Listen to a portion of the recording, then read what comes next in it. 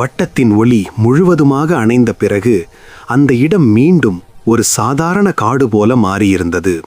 ஆனாலும் ஆதித்யாவுக்கு அது முன்பு போல் தெரியவில்லை. மரங்கள் அசையாமல் நின்றன.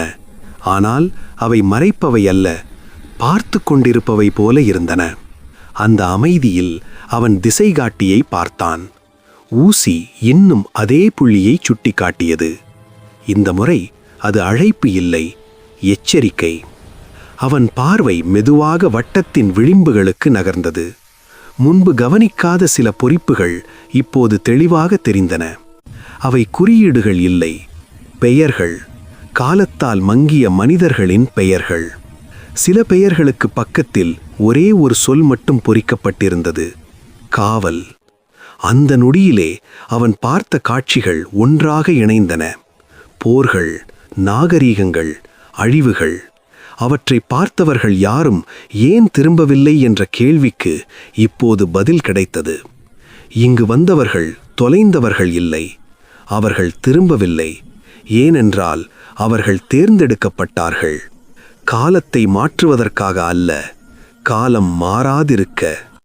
இந்த வட்டம் ஒரு இயந்திரம் அல்ல, ஒரு கருவியும் அல்ல, இது ஒரு பொறுப்பு ஒப்படைக்கும் வாசல்.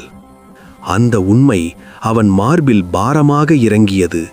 அதே தருணத்தில் அந்த மென்மையான அதிர்வு மீண்டும் அவன் உள்ளத்துக்குள் ஒலித்தது.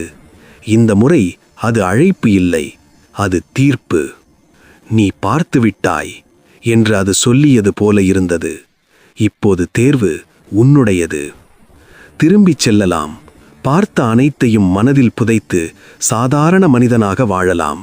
அல்லது இந்த உண்மையை சுமந்து காவலர்களின் பாதையில் நடக்கலாம். ஆதித்யா கண்களை மூடினான். பயம் இல்லை, இருந்தது பாரம். அவன் கையில் இருந்த திசைகாட்டியை இறுக்கமாக பிடித்தான்.